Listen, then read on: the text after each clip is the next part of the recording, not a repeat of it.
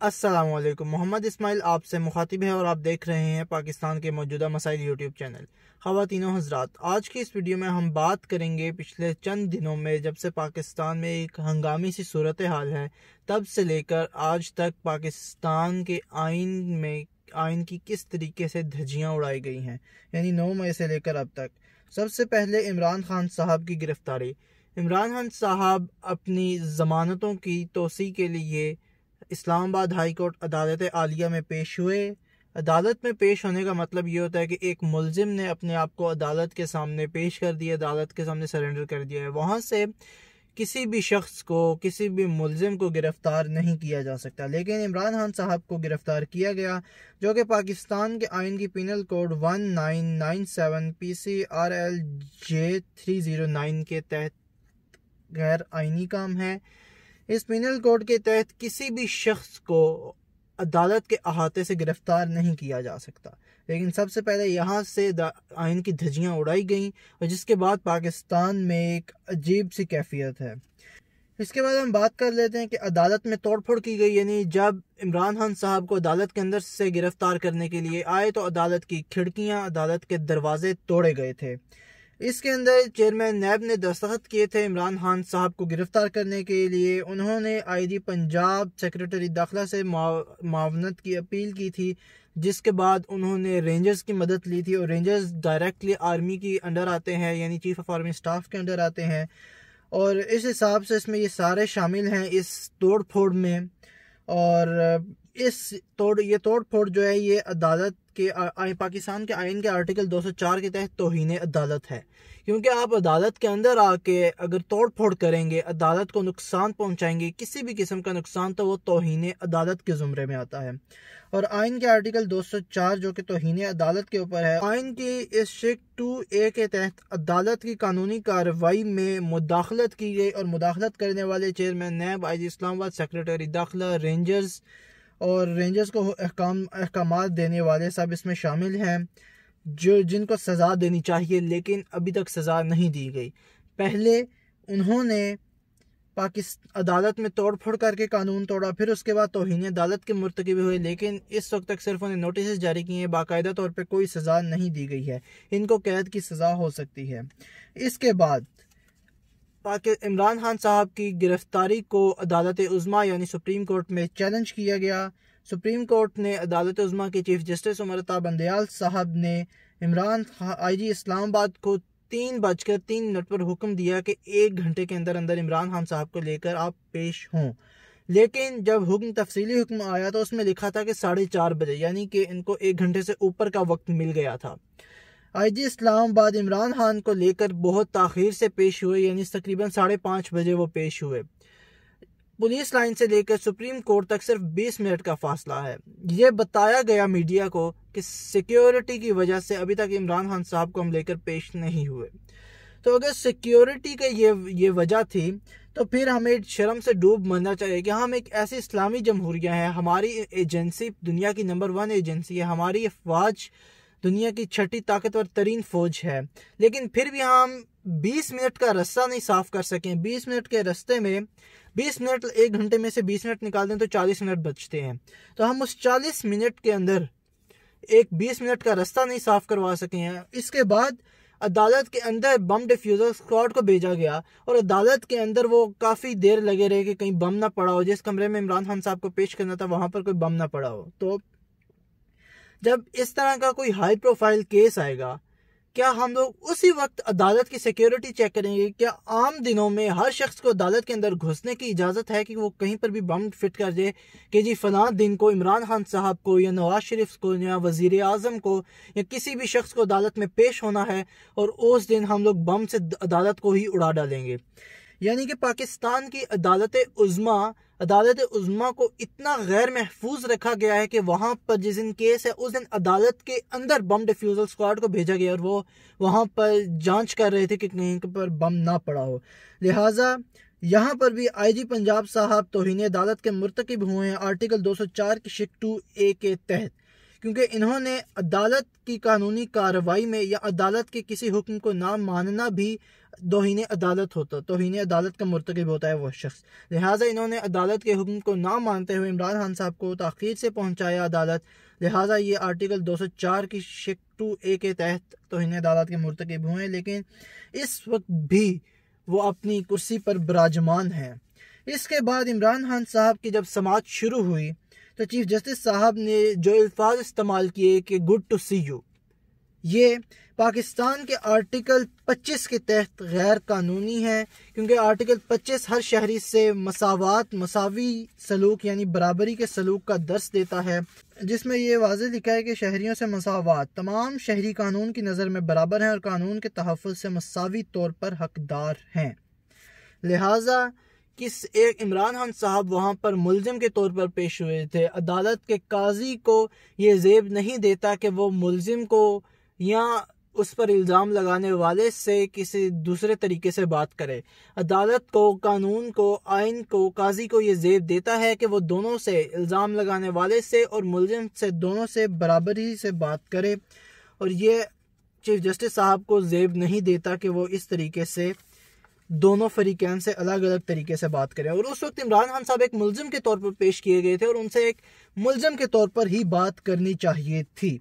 इसके बाद पाकिस्तान में जो एहतजाज किया गया, पाकिस्तान का आइन और पाकिस्तान का कानून पुरअमन एहतजाज की इजाज़त ज़रूर देता है, लेकिन उस एहतजाज में अगर किसी भी किस्म की तोड़ फोड़ की जाएगी तो वो एहतजाज पाकिस्तान के आइन की रूह से गैर कानूनी हो जाएगा। लिहाजा आइन की इस तरीके से धज्जियाँ उड़ाई गई थीं और ये पाकिस्तान के आइन के पिनल कोड 2021 MLD 370 और 2021 CLC 413 के तहत गैर कानूनी है।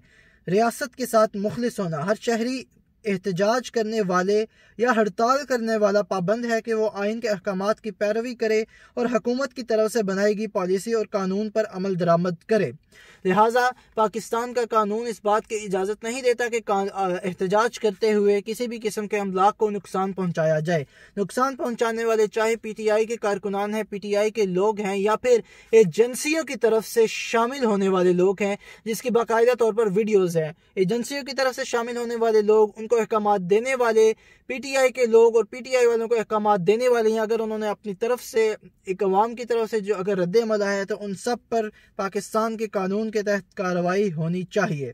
इसके बाद जब इमरान खान साहब को रिहाई का हुक्म दिया गया और जब उनकी ज़मानतें की जा रही थी तो मरियम औरंगज़ेब पाकिस्तान की वफाकी वज़ीर इत्तलात और नशरियात ने जो जजों के ख़िलाफ़ ज़ुबान इस्तेमाल की है, जिसमें उन्होंने कहा था कि जजों के घरों को आग लगाए, कोई शख्स अगर जजों के घरों को आकर आग लगा दे, या उन्होंने ये भी कहा था कि मैं पेशन गोई करती हूँ, लिहाजा वो भी पाकिस्तान के आइन की रूह से गैर कानूनी है, गैर अखलाकी है।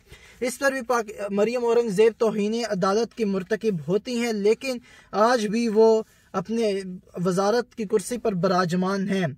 वो आर्टिकल 204 की शिक 2B के तहत तौहीन अदालत की मुर्तकिब होती हैं, जिसमें ये वाज़ेह लिखा है कि किसी अदालत को ऐसे शख्स को सज़ा देने का इख्तियार होगा जो अदालत को बदनाम करे या बसूरत दीगर कोई ऐसा फ़ाल करे, कोई ऐसा काम करे जो इस अदालत या उस अदालत के जज के बारे में नफरत, तज़हीक या तौहीन का बाइस हो। मरियम औरंगज़ेब साहिबा ने बराह रास्त हमारे जजेस की, मोअज़्ज़ज़ जजेस की तौहीन की है। उन मोअज़्ज़ज़ जजेस की जो इंसाफ के अलमबरदार हैं उनकी तौहीन की गई है, लेकिन आज भी वो अपनी वजारत की कुर्सी पर बराजमान हैं। लिहाजा ये पाकिस्तान के आइन की एक और तरह से धज्जी उड़ाई गई है, लेकिन कोई एक्शन अभी तक नहीं देखने को मिला।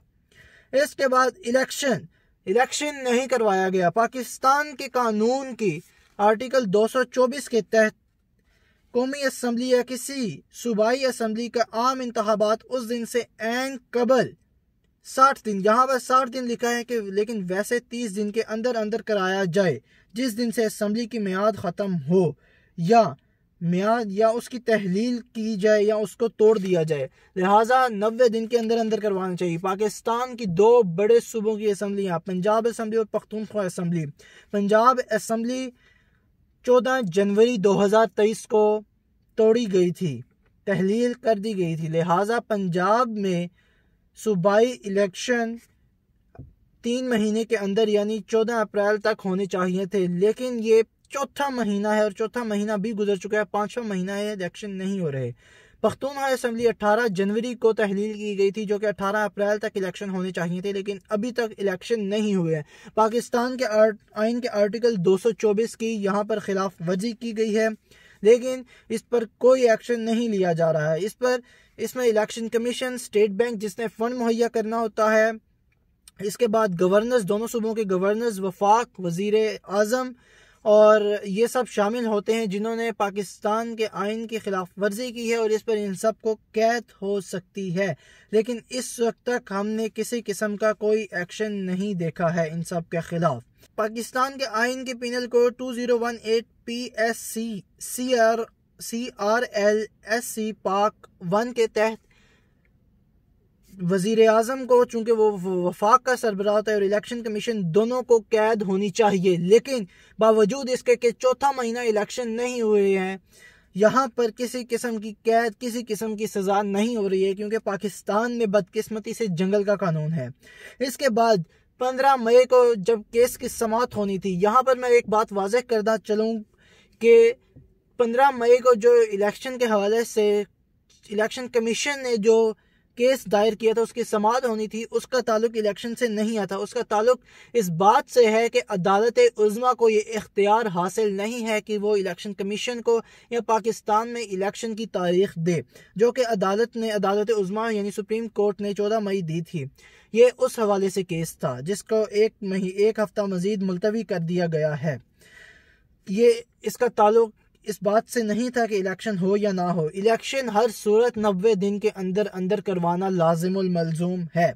इसके बाद रेड जोन, पाकिस्तान का एक हसास तरीन इलाका, जहां पर प्राइम मिनिस्टर सेक्रेटेरिएट है, जहां पर पार्लिमान पाकिस्तान है, जहां पर सुप्रीम कोर्ट ऑफ पाकिस्तान है, वो रेड जोन, वहां पर PDM की जानिब से एहतजाज की कॉल दी गई थी। PDM की जानिब से एहतजाज की कॉल दी गई कि उन्होंने कहा कि ये इस वक्त के मौजूदा चीफ जस्टिस उमर ताब बंदयाल साहब ने इमरान खान साहब की रिहाई का हुक्म गैर कानूनी दिया है, और उन्होंने इस पर एहतजाज की कॉल दी थी, जिस पर एन सुप्रीम कोर्ट के सामने अवामुन नास जमा हुई थी। एंड वहां पर चीफ जस्टिस साहब को धमकियां दी गई थी। सुप्रीम कोर्ट के सामने खड़ा होकर मौलाना फजलुर रहमान की JUI पार्टी का एक शख्स कहता है कि इससे ज़्यादा बेहया, इससे ज़्यादा बेज़मीर चीफ जस्टिस नहीं हो सकता है, जो कि बराह रास्त चीफ जस्टिस साहब की तौहीन है।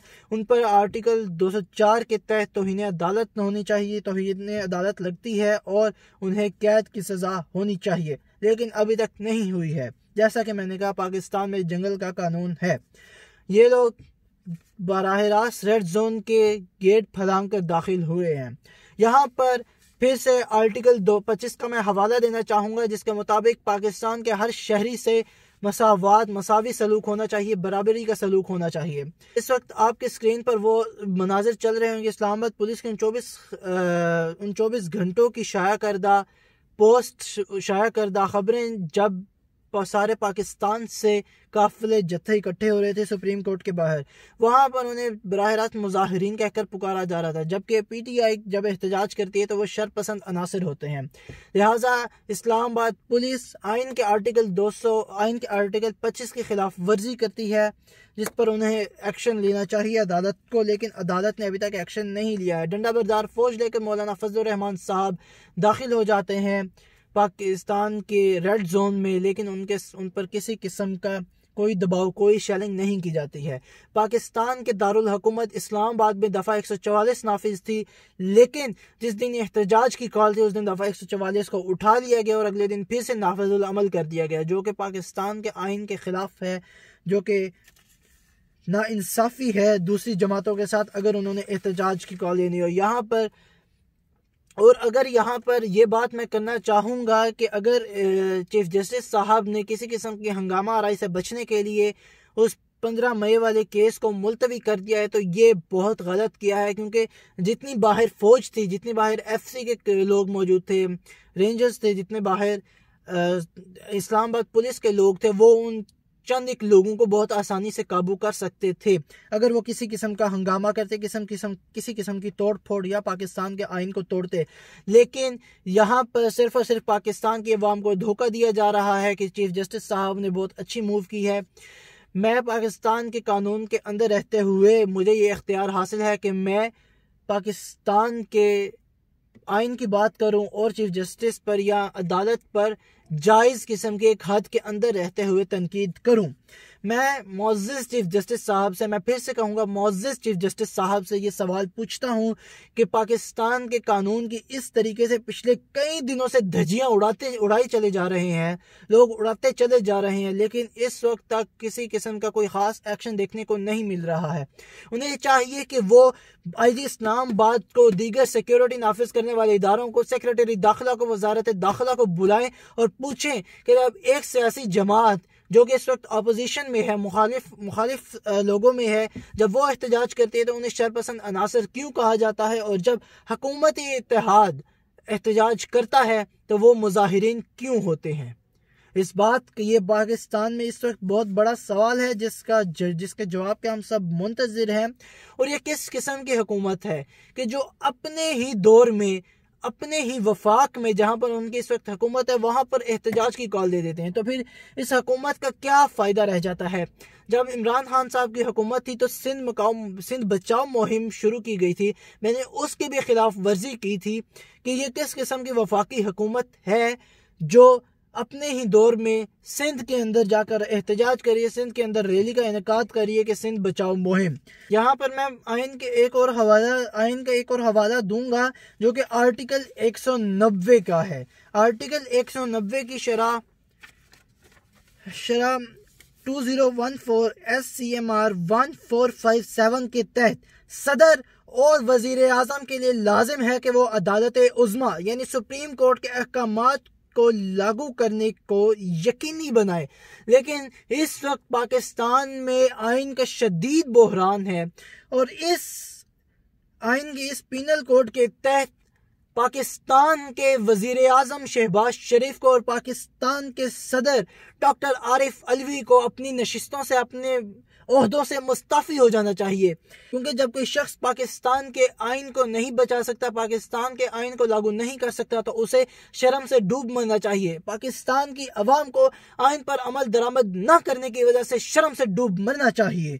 पाकिस्तान एक ऐसा मुल्क है जहाँ पर शहराहे दस्तूर तो है लेकिन दस्तूर नहीं है, जहाँ पर ईवाने अदल तो हैं लेकिन अदल नहीं है, जहाँ पर कलम तो है लेकिन सच के लिए नहीं है, जहाँ पर जरखेज ज़मीन तो है लेकिन उस पर अनाज नहीं है, जहाँ पर अवाम तो है लेकिन शऊर नहीं है, जिसका मकसद ला इलाहा इल्लल्लाह था लेकिन उस पर ला इलाहा इल्लल्लाह की लाम भी नहीं है, जहाँ पर जमहूरियत थी लेकिन जमहूरियत नहीं है, जहाँ पर जेलें तो हैं लेकिन उनमें मुजरिम नहीं है, और जहाँ पर मुहाफिज तो हैं लेकिन हिफाजत नहीं है। आज की वीडियो बस यहीं तक थी, अगली वीडियो में मुलाकात होगी, तब तक के लिए अपना ख्याल रखिएगा। अल्लाह हाफिज़।